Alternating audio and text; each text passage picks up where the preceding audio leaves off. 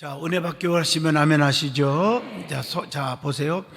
자, 우리가 5장 지난주일 오후 2시에 은혜 받았고, 또 어제 그저께 금요 철야 때 6장에 은혜 받았죠.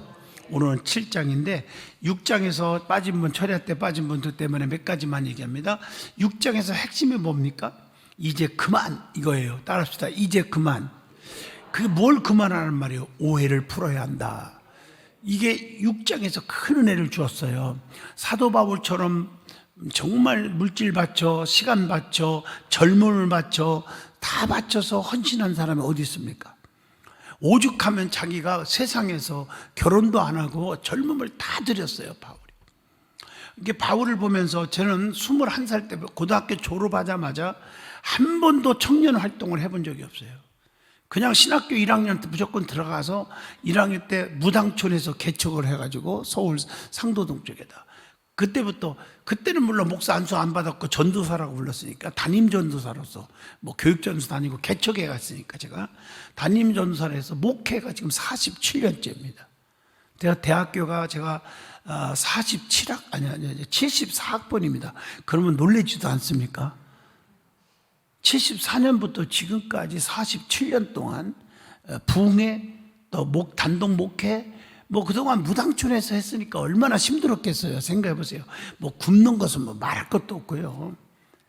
세상에 그 학교 캠퍼스에서 내려오면서 그 붕어빵, 그때도 붕어빵이 유행했어요. 옛날에 74년 전에, 아니요 74년도에 그 붕어빵 먹는 사람들이 그렇게 부럽더라고요. 정말 부러워.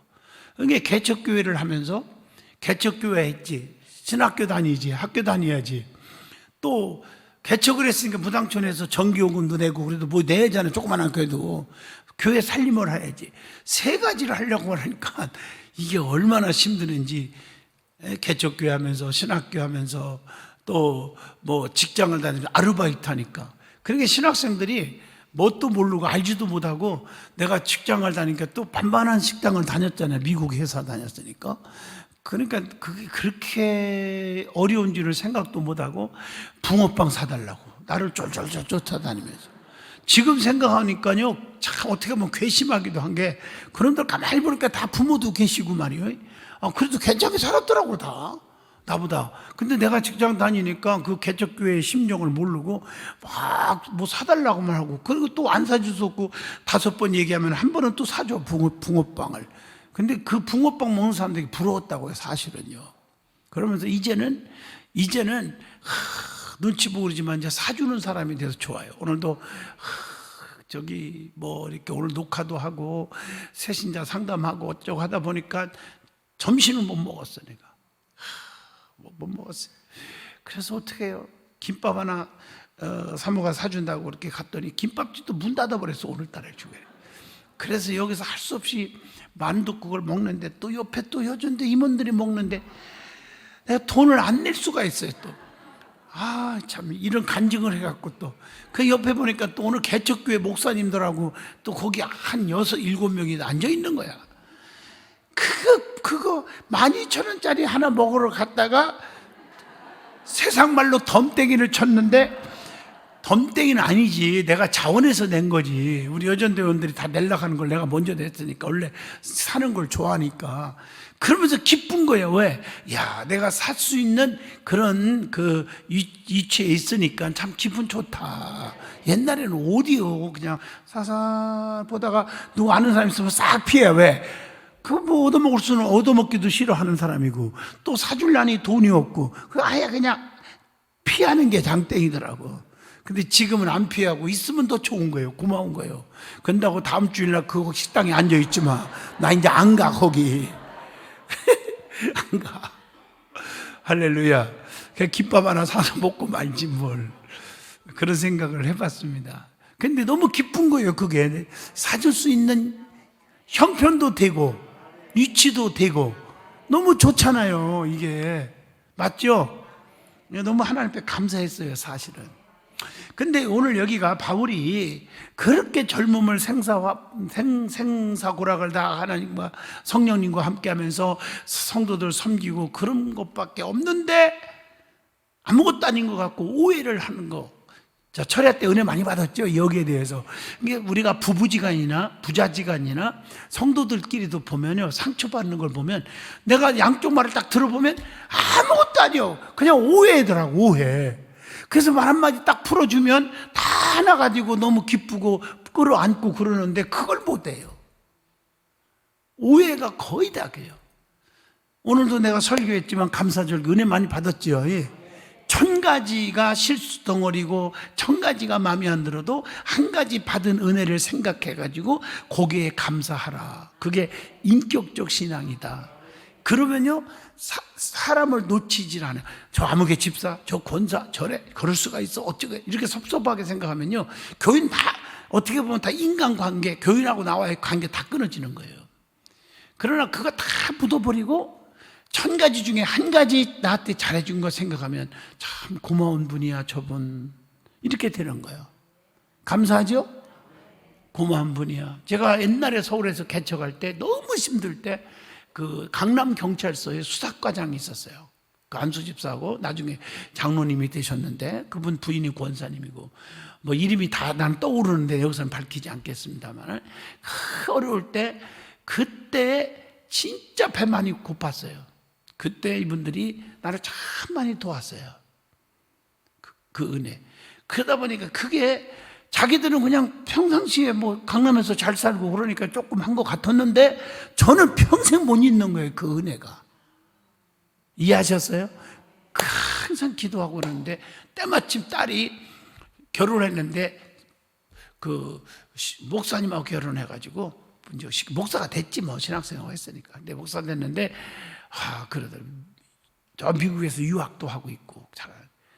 그래서 제가 신림동에 있는 그래도 한 3000명 모이는 교회에 제가 부흥회를 6번 갔어요, 그 교회를. 그래서 정말 그게 그 교회 담임 목사 청하는데 그게 쉬운 게 아니잖아요. 근데 참 기도 많이 하면서 목사님한테 얘기를 했어요. 이런 분이 진실한 가족. 그래도 가문이 좋아야 그래도 하나님의 유전적 축복이 있는 겁니다. 이래가지고 그분이 담임 목사로 대개 후임자를 정할 때는 담임 목사한테 가위 맡기거든요. 왜? 그래야 장로들끼리 갈라지지를 않아. 나는 이 사람 쓸래, 저 사람 뭐 수천하면 교회가 거기서 원수가 되고 장로님들끼리 그렇게 좋은 사이들이 깨지더라고. 모든 교회들이 다 그래. 그래서 우리 교회도 정관에 담임 목사가 추천한 사람에 의해서 공동회에서 어떻게 해요? 결의한다 이렇게 돼 있어요. 근데 그 교회 담임 목사님이 되셨어요. 근데 그 교회가 부흥이 막 돼 지금도. 아멘 하시죠? 은혜를 갚았어요. 그러면서도 또 어떻게 또 저 집에 저 은혜를 또 갚을까 이게 생각하고 있는 게 지금 늘 잊지를 못해요. 근데 내가 한 번도 안 찾아와 섭섭하다 진짜. 그럴 수가 있어. 내가 늘 잘해줬던 생각 잊어버리고 그런 거 생각하면 그 관계가 되겠습니까? 원수가 되는 거지. 그래서 오늘 설교를 여러 번 벌써 여러분들 지역장들에게 오늘 설교한 거 2부 거 여러분들에게 다 나눠줬습니다. 전달해서 들어보시기를 축복합니다. 3부하고 2부 조금씩 다르니까 2부 거를 두 번 보내줬어요. 아멘 하십니까?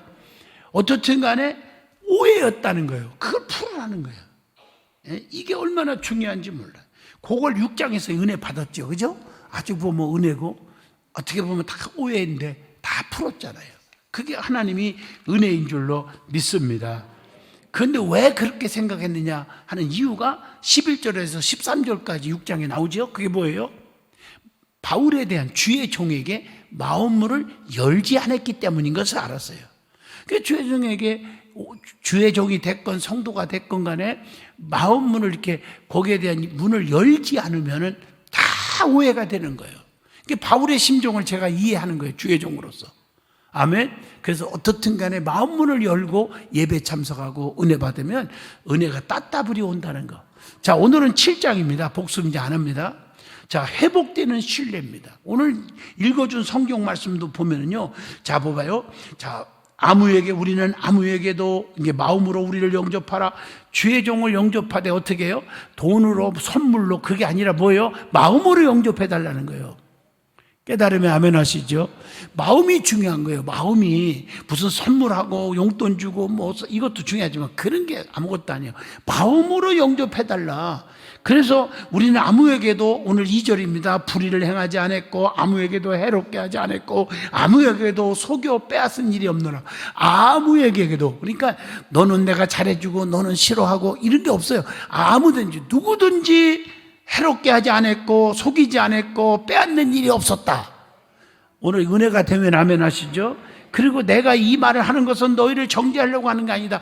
나는 너희들을 내가 미워한 적도 없고, 사도 바울이 얘기하는 거예요. 내가 너희들을 주의 종으로서 미워한 적도 없고 차별한 것도 없고 해롭게 한 것도 없고 속인 적도 없고 빼앗은 일이 없다. 내가 이렇게 애치는 이 말을 지금 하고 있는 것은 너희들이 왜 너희들 그러느냐, 너희들 왜 잘못했느냐 오해하지 말라는 거예요. 이렇게 말하면 우리가 뭘 잘못했는데 저렇게 하나 이렇게 생각하지 말라는 거예요. 3절 말씀이 그거예요. 내가 이렇게 말하는 것은 너희를 뭐 하려고 하는 것이 아니라 정죄하려고 하는 거예요. 여기 성도들 자막 좀 띄워줘 보세요. 3절을요.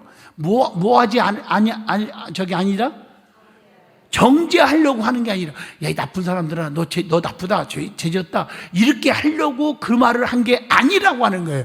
그러니까 오해하지 말라는 거예요. 목사가 무슨 설교를 하면 나를 치는 걸로 생각하지 말라는 거예요. 목사가 무슨 싹군도 아니고 한 사람 놓고 치려고 설교를 그 한 주간 동안 준비해서 목이 터져라고 외칩니까? 착각입니다.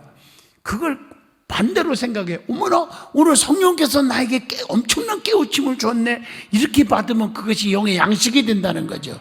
그게 내가 너희들에게 지금 나는 아무도 해한 적도 없고 너희들 미워한 적도 없고 내가 빼앗은 적도 없고 속인 적도 없다. 내가 이 말을 하는 것은 3절에, 2절에 그렇게 말하면서 3절에서는 뭐라겠어요? 나 성경 지금 이어서 말씀을 전하기 때문에 너무 좋다고 그랬어요. 오해 안 받으니까. 너희를 정죄하려는 것이 아니라 내가 이전에 말했거니와 계속 내가 강조한 게 있지 않느냐 그 말이죠. 너희가 우리 마음에 있어. 뭐가 있어요? 우리 마음에 있다. 그래서 우리는 어떻게 하자? 오해하지 말고 함께 죽자, 함께 살자, 함께 일하자, 동역하자, 죽을 때까지 함께 품고 살자, 이렇게 하고자 함이라. 은혜가 되면 두 손 들고 아멘 하세요. 이게 말씀이요. 말씀 너무 중요하잖아요. 이해가 좀 되시죠? 평생을 같이 가자는 거예요. 우리가 평생을 함께 하자는 거예요. 그래서 나는 바울의 심정을 정말 이해가 되는 거예요. 그렇기 때문에 저도 연수원을 세운 거예요. 교회에서 돈 안 들었지만 내가 개인적으로 세운 이유가 섬기고 이렇게 하자는 거예요. 함께 가자. 죽을 때까지. 언제까지 살지는 몰라도. 그러면서 바울이 디도를 통해서, 여기 디도라는 사람이 나오죠? 바울의 제자. 아멘. 디도를 통해서 고린도 교회 소식을 전해 들었어요. 그러니까 디도라는 사람 참 아름다운 분이에요. 교회 소식들을 전해주는 거야, 바울에게. 그러면서 고린도 교회 소식을 전해 듣고 바울은 어떻게 따가서 매우 기뻐하는 모습을 보면서, 그가 먼 곳에 떨어져 있으면서도 바울은 먼 곳에 선교하면서도 고린도 교회의 문제들을 얼마나 걱정하고 근심했는지를 이 말씀을 봐도 알 수가 있다는 얘기입니다. 다행히 바울의 편지를 받은 고린도 교인들이, 잘 보세요, 처음에 근심을 곧 회개로 바꾸신 거예요. 회개로 바꾼 거예요. 디도를 보내고 가슴 조였을 바울을 생각하면 동시에 그의 기쁨의 크기도 짐작할 수 있지 않겠느냐는 얘기입니다. 그러면서 두려움과 떨림으로 디도를 영접하는 고린도 교회 성도들의 태도가 디도를 감동시켰다. 이게 참 중요한 얘기예요. 예? 누구를 감동시켰어요? 두려움과 떨림으로 바울 디도를 주의 종을 영접하는 고린도 교회 성도들을 보면서 그들의 태도가 누구를 감동시켰어요? 디도를 감동시켰다. 여러분, 주의 종을 감동시키는 것이 얼마나 중요한지 몰라요. 너무 감동이 되는 거예요. 그래서 바울 또한 감동케 하였다. 야, 내가 보는 주의 종 디도를 너희가 그렇게 잘 영접하는구나. 그걸 들으니까 내가 너무너무 감동이 된다. 이렇게 말하고 있습니다. 이제야 바울이 마음속에 가지고 있던 있었던 일말의 이게 어떻게 보면 의구심들의 그런 것들이 다 사라지고 오해도 사라지고 그와 고린도 교회 성도들 간의 신뢰가 어떻게 했다? 회복되었다. 여러분, 성도들 간의 신뢰가 회복되기를 축복합니다. 그거 한번 꾹 가면 성도들끼리 평생 말을 안고 지내는 사람도 있어요. 보니까. 그러지 마세요. 아멘. 하나님의 백성들끼리 그러면 안 돼요. 아셨죠? 다 풀어야 돼요. 자, 이게 오늘 7장의 말씀. 이제 은혜 설명 안 해도 알겠죠? 그런데 진도를 조금 나가봅니다. 하나하나 풀어볼게요. 첫 번째 1절로 2절입니다. 마음으로 영접해야 할 이유에 대해서 설명합니다. 바울은 고린도 교회가 마음을 탁 열어서 자신을 영접해 주기를 원했어요. 이게 주의 종들의 마음이에요. 좀 마음을 열고 좀 다가오라는 거예요. 맞죠?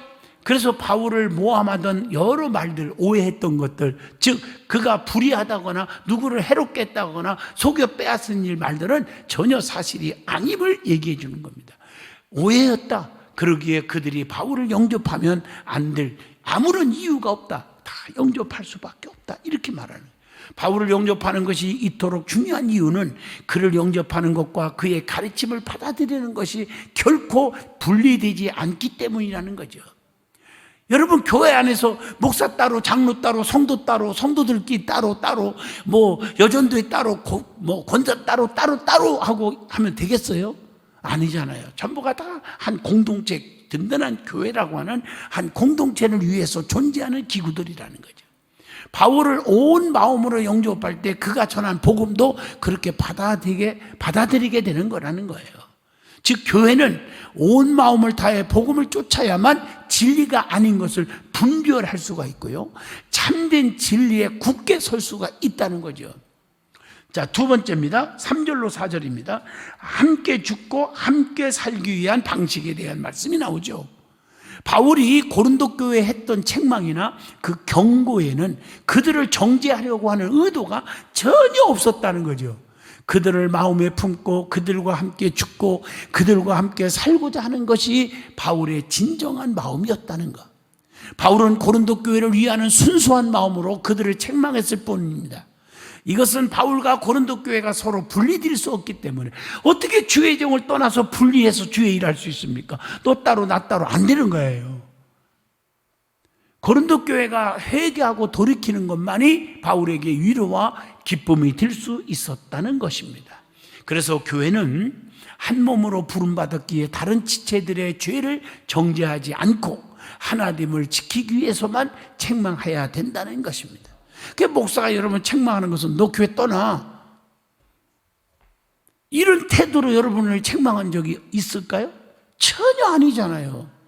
돌이켜서 하나 되고 교인들끼리 융합하고 기도하라는 거지. 잘한다 막 이러면요, 교회가 풍비박산이 되는 거예요.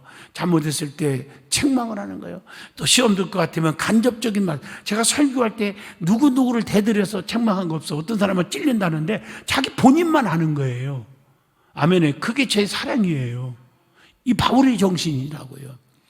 성도들은 누군지 몰라요. 그렇게 해야 되고요. 비판하면 안 되잖아요. 상처가 되면 안 되잖아요. 그런데 잘못한 사람은 본인은 잘못했기 때문에 깨닫는 거예요. 그게 은혜인 줄로 믿습니다. 이게 오늘 바울이 얘기하는 거예요. 세 번째, 5절로 7절입니다. 바울이 받았던 위로와 기쁨의 원천이 뭐냐, 이겁니다. 그게 바로 세 번째입니다. 이 마게도니아에 있을 때 바울의 상황은 극히도 어려웠어요. 외부적으로는 막 다툼이 있었고 내부적으로는 두렵고 두려움이 막 가득 찼어. 그러나 바울은 디도가 전해준 고린도 교회의 소식을 통해서 위로를 받습니다. 아, 디도를 보냈더니 디도를 그렇게 영접해 주는구나. 이해하셨죠? 고린도 교회가 자신을 사모하고 있고 또 애통해하는 열심히 있었다는 것을 알게 되어서 너무 기뻤다, 이렇게 말해요. 여러분, 이 주의 종에게 기쁨을 줄 수 있는 성도가 되기를 바랍니다. 근신케 하면 히브리서 13장 17절 얘기했죠. 너희에게 유익이 없다 그랬잖아요. 자, 디도의 보고를 통해서 바울은 고린도 교회가 온전함 가운데 있다는 것을 깊이 알게 된 거예요. 하나님이 주시는 위로와 그 평강, 그 넘치는 그 사랑과 기쁨은 온전한 교회를 통해서 온다는 것. 온전함을 유지하는 교회는 하나님이 환난 가운데 있는 자를 위로하시고 기쁨을 주시는 통로가 될 것이라는 것입니다. 자, 네 번째입니다. 8절로, 그 다음에 8절로 10절입니다. 자, 하나님의 뜻대로 근심하게 하는 책망. 여러분, 책망이 나쁜 거 아니잖아요. 하나님의 뜻대로 하는 책망이 있어요. 바울은 고린도 교회를 심하게 책망하는 편지를 보냅니다. 그러면 여러분들 같으면 책망의 주의 종이 멀리서 편지를 보내는데 막 너희도 왜 이렇게 살아? 그러면 안 돼. 하고 이렇게 막 책망의 편지를 들으면 왜 그래 진짜. 그러면서 아마 다 오해를 하고 시험 들고 그랬을 수도 있고 욕을 하고 비판했을지 모르지, 주의 종이지만. 그런데 심하게 책망하는 편지를 보냅니다. 근데 그들을 근심하게 한 것을 잠시 후회하기는 했지만 지금은 기뻐한다. 내가 너희들 책망했지만 목사가요 참 괴로운 게 바울의 심정이 너무너무 와닿는 거예요. 책망을 했지만은 후회하는 거예요. 내가 왜 그랬을까? 그렇지만 기쁘다. 그 책망을 받고 사람들이 달라지고 하나 되는 모습을 보면서 너무 기쁘다. 이렇게 돼서 위로가 되었다는 거예요. 이게 목사의 심정이 정말 그를 위해서 책망을 하지만 책망하고 나서도 후회도 하고 마음이 아파요. 아파. 이해하시겠죠? 똑같은 심정 같아요, 보니까. 이것은 고린도 교회가 회개에 이르렀기 때문에 책망을 했더니 삐죽거리는 게 아니라 어떻게 했다? 잘못했습니다 하고 회개를 하더라는 거예요. 바울은 그 책망이 고린도 교회를 구원에 이르게 하는 회개로 이끌었기에, 즉 하나님의 뜻대로 하는 근심을 하게 했기 때문에 기뻐했다. 아멘 하시죠? 진리로 말미암아 생기는 근심은 사망에 이르게 하는 세상 근심과 다릅니다. 유익할 수밖에 없습니다. 책망을 받을 수 있다는 거 깨달으면 억만 배의 축복이 옵니다. 책망을 나쁘게 생각하지 마세요. 아셨죠? 말씀을 들을 때 책망으로 받아들일 때는 축복인 걸 아셔야 됩니다. 이해하셨나요? 그래서 이것은 구원에 이르게 하는 회개를 낳았다. 이렇게 표현하고 있는 거예요, 오늘. 구원에 이르게 한다. 구원이라는 단어가요, 원래 그 영어로 말하면 salvation 하는 말이에요. 건진다는 뜻이거든요. 죄악에서 건지고 세상의 어려움 속에서 건져준다. 환난과 핍박과 근심 속에서 건져주신다. 실패에서 건져주신다. 우렁텅이에서, 구렁텅이 맞나? 거의 구렁텅이 맞아요? 구렁텅이 함정, 그런 곳에서 건져주신다. 믿어지면 아멘 하시죠? 바로 그거예요. 참된 회개는 죄를 깨닫고 뉘우치는 고통이 수반될지라도 그 쉬운 게 아니잖아요. 하나님 잘못했습니다. 자존심도 있고 이게 잘 안 돼요. 그게요. 목사도 잘 안 될 때가 많거든요. 그런데 그렇게 진짜 고통이 수반될지라도 뭐가 이르게 하는 유익이 있다? 구원에 이르게 하는 유익이 된다는 것을 기억하라는 것입니다.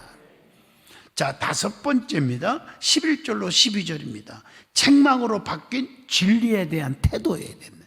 바울은 고린도 교회가 근심하면서 보인 변화를 열거합니다. 그들은 간절했고 변증했고 분노했고 두려워했습니다. 또 사모하는 가운데 열심을 냈고 또 벌을 주기도 했습니다. 여러분, 요한계시록의 주일날 소아시 7교회 편지 설교 다 들었잖아요. 8주 동안 들었잖아요. 거기서 뭐라고 했어요? 막 책망도 막 하고, 잘한 교회도 있는데 막 잘한 것도 있고 책망도 같이 받은 교회, 에베소 교회 같은 데는 막 책망도 하고 막 그랬잖아요. 기억나시면 아멘. 그렇지만 책망 후에 뭐가 있어요? 보장이 있잖아. 책망하고 너 죽어 이렇게 한 게 아니잖아요. 이기는 자는, 즉 돌이키는 자는, 깨닫는 자는 뭐 신도를 주겠고 성전의 기둥이 되게 하겠고, 아멘 좀 하세요. 생명의 멸류관을 주고, 이렇게 쭉 나오잖아요. 그러니까 책망을 받을 때 순수하게 잘 받아들이고 회개하는 사람은 반드시 보장이 따른다는 거. 계시록에서도 은혜 받았잖아요. 맞죠? 이걸 잘 극복하고, 이기는 자는 말은 극복하는 자는, 깨닫는 자는, 진정으로 뉘우치는 자는, 그런 말이거든요. 그렇게 축복이 보장되어 있다는 거죠. 사도 바울의 편지는 불의를 행하거나 불의를 당한 자를 위한 것이 아니었어요. 이거 아셔야 돼요. 바울이 그 복음의 편지를 쓴 이유를 아셔야 돼요. 하나님 앞에서 고린도 교회가 간절히 바울을 쫓아갔고 바울이 전한 복음 위에 서도록 하는 것이 목적이었다는 것이 중요해요. 바로 서게 하는 거예요. 신앙생활 바르게 하자. 진실하게 하자. 그래서 하나님의 은총을 받는 자가 되자. 그러니까 죄에 대한 책망으로 얻는 유익은 하나님 앞에서 열심히 진리를 쫓게 된다는 것을 강조하고 있는 겁니다. 그래서 참된 회개는 다시 하나님 앞에 바로 다시 서게 하고 진리를 사모하게 하고 말씀과 예배를 사모하게 하시고 열심히 진리를 쫓아가게 하는 기회가 된다는 것. 깨달았으면 아멘. 자, 마지막입니다. 자, 13절로 마지막 절 16절까지입니다. 진리를 쫓는 모습이 그 진리를 쫓아가는 그 모습이 미치게 되는 영향이 뭔가 하는 말씀으로 마무리를 합니다. 이 고린도 교회의 변화는 바울과 디도에게 큰 만족을 주었어요. 주의 종들에게 기쁨과 만족을 주었어요. 즉 그들에 대해 안심함으로 위로와 기쁨을 얻게 되었다는 것. 또 바울은 자신이 디도에게 고린도 교회에 대해서 자랑했던 것들이 참되다고 하는 것을 증명할 수 있어서 부끄럽지 않았다는 겁니다. 바울은 회개한 고린도 교회를 보면서 돌이키고 변화되고 잘못했음을 뉘우치고 하는 그 모습을 보면서 고린도 교회를 보면서 모든 면에서 신뢰할 수 있게 되었기 때문입니다. 뭐가 잘못했을 때 반성하고 돌이키면요 신뢰감이 들어가요. 근데 내가 뭐 잘못했는지 이렇게 계속 나오면 첫째 신뢰가 깨진다는 거죠. 깨달으면 아멘 하시죠. 사업하는 분들 잘 알 거예요. 한번 신뢰가 깨지면 참 회복하기 어렵습니다. 제가 지난 철야 때도 얘기했죠. 장사하는 분들, 사업하는 분들이 보면 그동안 장사가 안 되고 손님이 막 손가락 빠는 얘기 했죠. 그러다가 3일 만에 손님 하나가 딱 들었는데 이때라 바가지 박 써갖고 한 달 동안 못 보는 거 다 깨져. 신뢰가 깨져버리면 그때부터는 문 닫아야 돼요. 그리고 뭘 할 때 처음에 사업할 때 첫 스타트가 중요해요.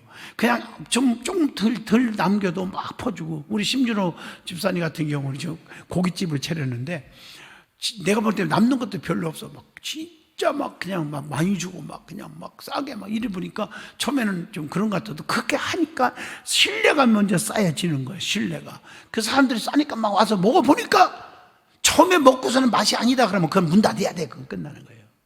이해하시겠어요? 신뢰가 되니까 사람들이 오기 시작하면서 그때 가격을 조금씩 올리면 되는 거예요. 정상으로 올라가는 거예요. 그러면 사람들이 먹을 때 정상 가격이라는 걸 안다고요. 다른 사람보다 더 많이 받으면 안 되고. 아멘. 이근 장로님 같은 경우도 내가 뭐라고 말하냐면 저분이 왜 저렇게 싸게 하면서 그냥 터키에서 막 내가 그대로 얘기하는 겁니다. 터키 설교 시간에 간증을 하는 거야. 터키에서 막 배때구를 싣고 공장에서 막 깔고 닦고 해갖고서는 파니까 반에게도 남쪽에 한다고 이익이 조금은 남는다. 아멘 해봐요. 그냥 어디서 떼어다가 팔고 중간중간 마진 챙기고 하는 것보다 이게 더 많이 비싸지잖아. 그래서 싸게 한다. 그 신뢰감. 근데 처음부터 그냥 그렇게 중간 마진도 이렇게 몇 번 거치지도 않으면서도 그냥 이때라 하고 덤핑을 치지 않고 이때라 하고서는 막 가격을 똑같이 막 비싸게 봐요. 신뢰가 깨지면 그때부터 문 닫아야 되는 거예요, 사업이. 아멘 하시죠? 그러니까 여러분 경제 원리 가운데 엊그제 우리 지역장들 몇 명하고 내가 경제 원리를 강의를 40분 했어요. 했더니 눈이 번쩍 뜨는 거야. 이때 어떻게 해야 애들도 잘 되고 이렇게 경제적 원리 하냐. 제가요 전공자로서 얘기를 해주는 거예요. 목사로서 무슨 뭐 돈벌이 하는 얘기 하는 게 아니라 사기당하지 말고 이렇게 해서 한다. 이런 때는 참 이렇게 재테크도 해야 된다. 그래서 애들을 위해서 이렇게 해라. 사람들이 몰라요. 상속 같은 것도 모르는 분들이 많아요. 그래서 나이가 들으면서 애들 뭘 사도 해라. 그러면요. 여러분 내가 쉽게 얘기할게요. 법칙을요. 부부지간에 줄 수 있는 유산이 얼마인 줄 알아요? 얼마 같아요? 10년입니다. 꼭 10년 단위입니다. 10년 단위로 6억까지 줄 수 있어요. 세금 안 내고. 부자지간에 얼마인 줄 알아요? 10년까지 5천만 원에 6천만 원이에요. 손자는 어떻게 되느냐? 2천만 원이에요. 언제까지? 10년 동안 합산이요. 그러면 여러분들 여기에 강의를 하면 한 2시간 하면 여러분 눈에 보일 거예요, 경제가. 어떻게 해야 돼요? 그렇지 않으면 나중에 그 넘어지 가면은 여러분 30%, 50% 혹은 60%까지 세금을 내야 돼요. 힘들게 버는 거 다 날아가는 거예요. 제가 여러분 상속하라는 뜻이 아니에요. 제 말은 예를 들어서 이렇게 법을 알을 때 대체를 할 수 있다는 거예요. 이해가 되시죠? 그러면 요즘 어떻게 해야 되냐 그러니까 그랬더니 막 질문이 오는 거예요. 주식 얘기도 하고 별 얘기를 다 꺼내요. 그래서 내가 노골적으로 관심이 있어서 제 경제 원리에 의해서 가르쳐 줬더니 눈에 보인다는 게 물질이 보이죠. 보이죠. 제가 언젠가 그랬잖아요. 목사기 때문에 내가 아는 거지. 내가 목사만 아니면 한 달에 10억씩 벌 수 있다고 그러지. 장난이 아니고 농담이 아닙니다. 저는요. 보입니다. 원리만 알으면 보입니다. 깨달으면 아멘 하시죠. 영적인 것도 마찬가지입니다. 지금 강의하는 이런 설교를 좀 들으세요. 말씀 믿으면 들으면서 나며 들으면 그리스도의 말씀으로 납니다. 이 바울의 정신을 통해서 이것만 깨달아도 오해가 없어요. 인간의 오해 때문에 원수가 되고 깨지고 멀어지는 거예요. 맞잖아요? 오해 때문에 그렇다니까요. 인간의 우리가 만나서 무슨 뭐 때문에 무슨 원수입니까? 교회 안에 여러분 내가 믿음 지키고 영적 은혜 받고 서로 섬기고 그래서 모인 것이지 여기 모여서 무슨 정치하는 것도 아니고 그렇지 않습니까? 무슨 이익을 챙기려고 오는 게 단체가 아니잖아요. 교회가요. 그렇기 때문에 기본 원리를 알으려면 기독교 원리는 사랑이에요. 사랑. 그래서 주의종이 말씀할 때 책망도 받을 줄 알고 잘못했으면 깨닫고 변화되고 그래서 신뢰가 구성되면 그러면 또는 목숨까지 걸어서라도 돕는 사이가 되는 거예요. 신뢰가 깨지면 안 돼. 그게 신뢰가 뭐냐? 진실이라는 단어예요. 할렐루야. 진실하게 살다 보면 신뢰가 회복되면 놀라운 역사가 일어난다는 거예요. 그래서 사도 바울이 이런 걸 다 얘기하면서 너희가 이렇게 신뢰해 주니까 어떻게 감사하니까 함께 죽고 함께 살기를 원하노라. 평생에 함께 하기를 원하노라. 이렇게 표현을 하고 있는 줄로 믿습니다. 그러면서 이제 결론적으로 13절에서 16절까지입니다. 고린도 후서 7장에 이게 뭡니까? 진리를 쫓는 모습이 미쳐지는 영향이 뭐냐 하는 거예요. 그 얘기를 하면서 결론을 내립니다. 교회는 진리를 붙잡고 하나됨을 힘써 지켜야 한다. 진리에서 깨지니까 하나가 안 되는 거예요. 오해가 되고 미워하게 되고 사랑하지 못하게 되는 겁니다. 진리를 알지니 진리가 너희를 어떻게 한다? 자유케 하리라. 진리가 뭐요? 말씀입니다. 그리고 그 가운데 우리 교회를 사랑하시는 그리고 사용하시는 하나님의 역사를 체험해야 합니다. 어머나 하나님이 교회를 통해서 이렇게 역사하시는구나. 하나님이 믿음을 통해서 이렇게 기적을 주시기도 하시는구나. 내가 생각 밖에 이런 일이 있을 줄 생각도 못했는데 이런 일이 터졌구나. 아멘. 그런 고백과 간증하는 날이 날마다 오게 된다는 것입니다. 또한 우리는 이 살아가면서 회개할 일이 생길 때 그 기회를 주신, 회개할 수 있는 기회를 주신 하나님께 감사해야 돼요. 또 회개를 통해서 우리는 진리 안에서 삶을 회복할 수 있기 때문에 그렇게 하는 거예요.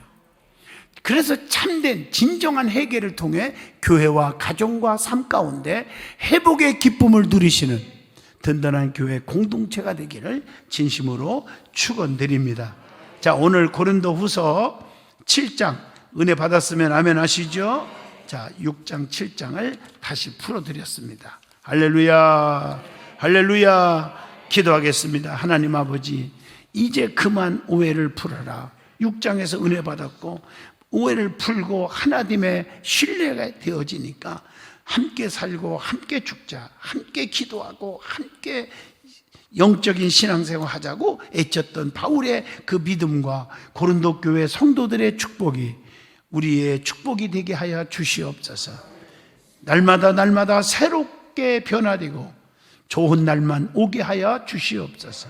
서로 사랑하고 내가 새 계명을 너에게 주노니 서로 사랑하라겠으니 사랑의 사명을 감당하는 중직들 성도들 다 되게 하여 주옵소서.